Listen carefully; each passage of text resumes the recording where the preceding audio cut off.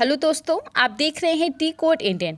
तो यहाँ पे पार्लियामेंट के द्वारा फाइनेंस बिल 2021-22 को पास कर दिया गया है। आज के इस वीडियो में हम बात करने वाले हैं कि आखिर फाइनेंस बिल होता क्या है और इस साल के फाइनेंस बिल में क्या खास है। 23 मार्च 2021 को ही पार्लियामेंट से इसे पास किया गया था।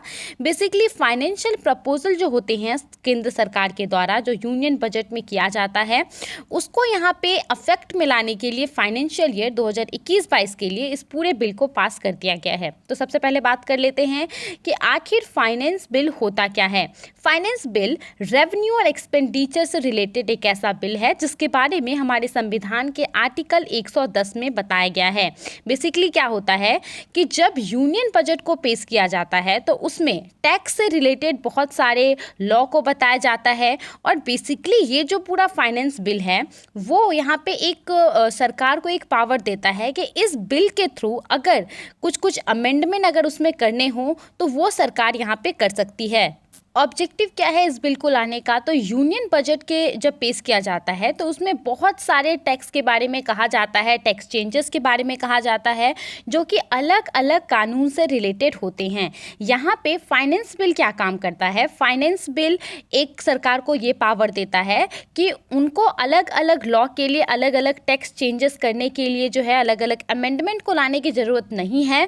वो एक सिंगल अमेंडमेंट के थ्रू ये सभी टैक्स जो है जो सरकार के द्वारा यूनियन बजट में टैक्स का स्लैब के बारे में कहा जाता है उसको चेंज करने के बारे में वो यहाँ पे इस बिल के थ्रू कह सकते हैं।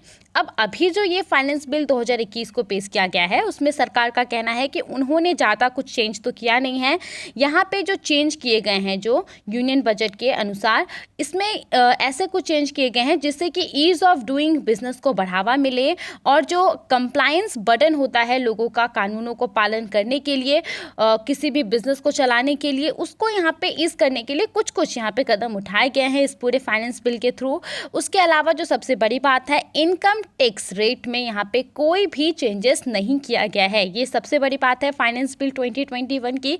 इसके अलावा जो हमारी अपोजिशन पार्टीज़ हैं उनके द्वारा ये सोचा जा रहा था कि सरकार जो पेट्रोल और डीजल का प्राइस काफ़ी ज़्यादा हाइक हो रहा है उसको लेकर के कुछ बातें कहेंगी, उसको लेकर के कुछ अमेंडमेंट लाएंगी यहाँ पे, लेकिन सरकार के द्वारा इसे लेकर के कुछ भी नहीं कहा गया। यहाँ पे जब डिबेट हो रहा था तो उस दौरान अपोजिशन पार्टी के द्वारा कहा गया कि जो पेट्रोलियम प्रोडक्ट है उसको अब जीएसटी के अंतर्गत ला देना चाहिए। जीएसटी यानी कि गुड्स एंड सर्विस टैक्स। यहाँ पे बेसिकली अपोजिशन पार्टीज़ के द्वारा कहा गया था कि अभी जैसे कि जो केंद्र सरकार टैक्स लगाती है उसके बाद राज्य सरकार टैक्स लगाती है तो यहाँ पे 60% जो फ्यूल का टोटल प्राइस रहता है उसका टैक्स में ही चले जाता है। तो इस व्यवस्था को ठीक करने के लिए ताकि एक सिर्फ टैक्स लगे जीएसटी के अंतर्गत, ऐसे अपोजिशन पार्टीज़ के द्वारा ये बातें कही जा रही है। इसके रिप्लाई में जो निर्मला सीतारमण है उनके द्वारा कहा गया कि केंद्र सरकार इस मुद्दे पर डिस्कस करने के लिए हमेशा रेडी है।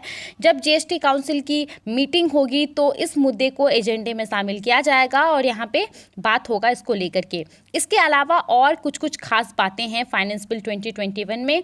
फाइनेंस बिल 2021 के अकॉर्डिंग जो इनकम टैक्स एग्जम्पशन है यहाँ पे जितने भी नेशनल बैंक हैं फाइनेंसिंग इंफ्रास्ट्रक्चर और डेवलपमेंट उनसे रिलेटेड यहाँ पे उन्हें 10 साल तक का इनकम टैक्स एग्जम्पशन यानी कि छूट दिया गया है उनके लिए, उनको जमा नहीं करना पड़ेगा।